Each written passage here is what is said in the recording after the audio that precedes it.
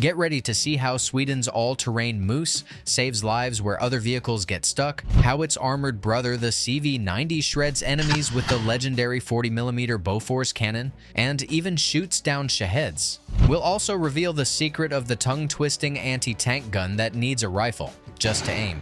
And for dessert, the artillery supercar Archer in real action. Enjoy! What does a Moose have in common with the Cold War? This is the Swedish tracked vehicle Bandvagn 206, but among Ukrainian soldiers, it's simply called the Moose. It was created back in the Cold War years to move troops across the Alps. But how did it end up in Ukraine? And what can it actually do on the front line? In the rear, the Moose looks like this, but on the front line, it transforms into something completely different. So, what else can this Swedish machine do? And why is its name definitely not Labubu? The Bandvagn 206 has been adapted in Ukraine in some creative ways, fitted with electronic warfare modules, even a grille and rubber skirts along the lower hull to make drones detonate before reaching the main body. But sometimes that's not enough. It's not armored at all, and that's a minus. What it lacks in armor, it makes up for in mobility. With all 4 rubber tracks engaged, the Moose literally pulls and pushes itself forward. It doesn't bog down in mud, snow, or water, places where even an armored personnel carrier would stall. Each Bandvagn is like Ariadne's thread, linking Ukraine's trench labyrinths to the rear and the field hospitals. Now imagine being a wounded soldier and seeing this little iron locomotive coming through shell fire to drag you to safety. And yes, when needed, it can even be armed. If necessary, a turret with a Dashka or a Browning can be mounted here. But when it comes to real combat, the Moose is not the first choice. That's when you call in its Swedish cousin, the Stridsfordon 90, better known as the CV-90. Check this out. Here, a Russian FPV drone armed with a shaped charge is chasing a CV-90. This Swedish beast is tough, but even it can't always dodge drones. Watch what happened near Kursk. Against fiber optic guided drones, escape is nearly impossible. A shaped charge slammed into the CV-90. The crew fought to save the machine. They barely made it, but everyone survived. And that's the key. The CV-90 completed its mission by saving lives. One Ukrainian soldier remembers. This very vehicle has taken multiple hits from Lancets and shaped charges. Once near Kursk, we got hit by 5 FPVs with shaped charges. They gave us hell, big time. Comms went down and we barely made it out. Luckily, we managed to drop off the troops. Otherwise, we'd be bringing back hamburger meat. There are already multiple videos on this channel where Ukrainian crews talk about their CV-90 experience. Generals from NATO countries are watching those lessons closely. So today, let's show you something different. Because while the CV-90 can save lives, its main mission is killing. Look at this. These are crowbars for the Swedish IFV. That's right, Godiva grade rounds. Smash that like button if they remind you of chocolate bars. But these aren't hot dogs for a 25mm Bushmaster. These are armor-piercing rounds for the legendary 40mm Bofors L70 cannon, spitting them out at nearly 5 rounds per second. First impression? I've got an erection. Looks like this guy is some big military boss. And you know how it goes. When the boss is in a good mood, everyone under him feels better too. And this is a poet's dream. These beauties fly out to 11.5 kilometers. You can fire them from closed or semi-closed positions. Indirect fire support. Sure, it's not a standard role for the CV-90. Acting as a wannabe self-propelled howitzer isn't ideal. Range is short, accuracy is lower. But in modern war, with drones buzzing above like starving piranhas, every extra trick is welcome. That's the thing about the Bofors L/70. It's turned the CV-90 into a high-tech sniper robot, spotting on its own, aiming on its own, feeding rounds on its own, and firing fast. And if you're wondering, can this beast swat drones too? Hell yes, my friend. It's already been done. Rare footage shows the Bofors shredding Shahed/Duran suicide drones at altitudes up to 5 kilometers. That's no accident. This was actually the Bofors' original career path back in the 1950s, when it entered service as an anti-aircraft cannon. In 2023, Lithuania donated 36 L70AA guns with ammo to Ukraine. Now these same Bofors are back in business, guarding Ukraine's skies. We couldn't grab interviews with those AA crews. Didn't want to distract them from, keeping drones out of the sky. But we'll try next time. Hit subscribe and like this video so you don't miss it when we do. Your sub also motivates us to keep producing these Frontline stories. Thanks for staying with us. And now, check this out. Recognize this thing? Looks a little clumsy, right? This isn't just some recoilless rifle. It's the grandfather of Swedish anti-tank ambitions. And wait till you hear its name. Unfortunately, I can't pronounce it. I don't know Swedish. Officially, Pansarvärnspjäs 1110. Thankfully, the world just calls it PV 1110. In English, easy. Anti-tank gun 1110. Slower, bro. No need to rush. Developed in the 1950s, the PV-1110 could be towed on a wheeled carriage or mounted on vehicles. Back in the day, it rolled on tiny all-terrain carriers. But Ukraine didn't get those chassis in the delivery.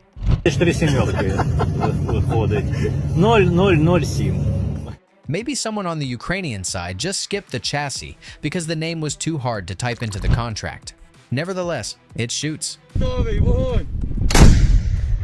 The PV-1110 is a specialized tank killer.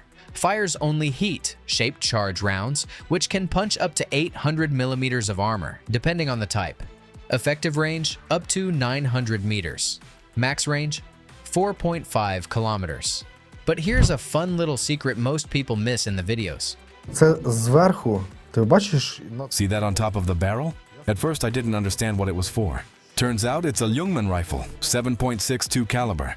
Exactly. It's the Swedish semi-auto AGM 42 Ljungman, but here it goes by another name. Why is it bolted onto an anti-tank gun? 333! The tracers fired from that Ljungman rifle help crews zero in their aim before wasting precious HEAT rounds.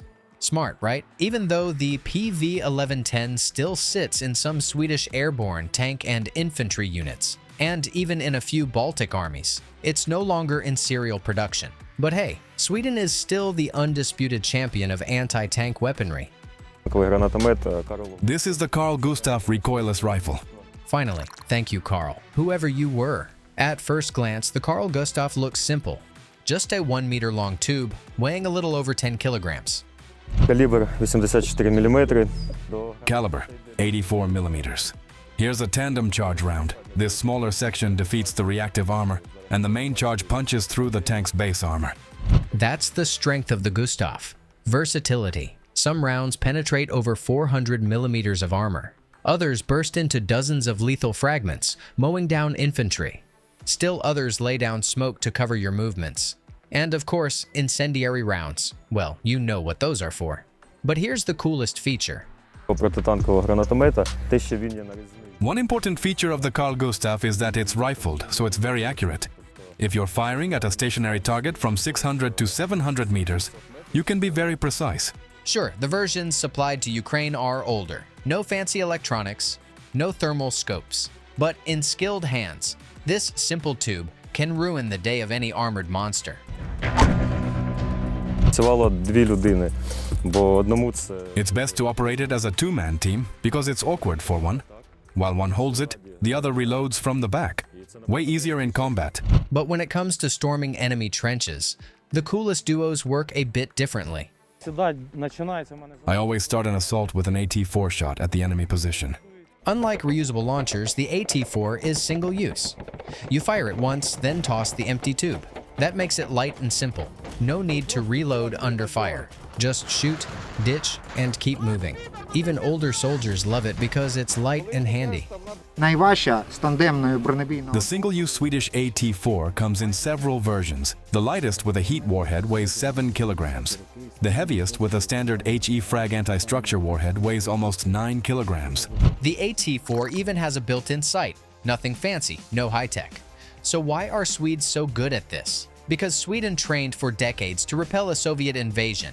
They prepared to hit armor from different ranges and positions. From trenches, from vehicles, even through house windows. Now, this Cold War weapon is helping Ukraine. And if the AT4 is the noob's classic, fire and pray you hit, the NLAW is the pro's weapon. If AT4 is a rock, then NLAW is a guided arrow. At first glance, NLAW looks bulky, but no, it's pure Swedish engineering malice aimed straight at Russian tanks. Imagine this. You're standing by the road. At 200 meters, an enemy APC is crawling toward you. You just pop the tube, line it up, click.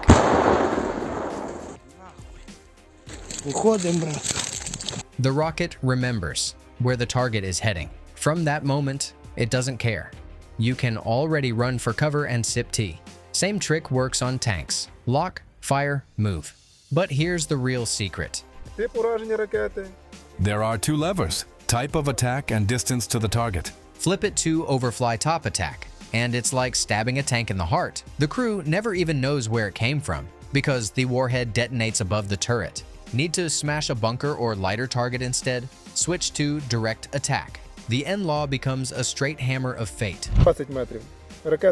At the 20-meter setting, the missile detonates between 20 and 100 meters. At the 100-meter setting, it detonates from 100 meters and further. NLAW proved itself in Ukraine, both in cities and out in open fields. It showed the world that even a small tube in the hands of a brave soldier can stop a steel beast worth millions. Try to break our line with 18 tanks, only 3 archers. Stop this colony. If you ask any Ukrainian fighter which Swedish brand deserves the top podium spot, the answer is clear: Archer. And no, it's not just because the name is easier to pronounce than Panzervernspies. Yes, it's one of the best self-propelled artillery systems. The Archer isn't just a gun on wheels. It's an artillery supercar built for 21st century war. Okay, destroy it. Next one, fire, fire, fire. The Swedes took a powerful 155mm Bofors FH-77 gun and mounted it on a Volvo A30 all-terrain truck. The result? A machine that looks like it rolled straight out of a sci-fi movie, but one capable of flipping the script on the battlefield. Of course, only if the crew are true professionals. Our artillery cannons are Matilda, Alice, Amanda, Hugo, Ulf, Joel, and Andre. All these names are our tribute to the instructors who taught us. Range: standard shells, 30 kilometers, base bleed shells, 40 kilometers, Excalibur precision rounds, up to 60 kilometers with circular error of just a few meters. And all this with just a 3-man crew that doesn't even touch the shells during firing. The fully automatic loading system does the heavy lifting. Glory to Sweden. Really glory to Sweden. But Archer isn't the only Swedish weapon worthy of respect from Ukrainian soldiers, or attention from you. Thanks for staying with us.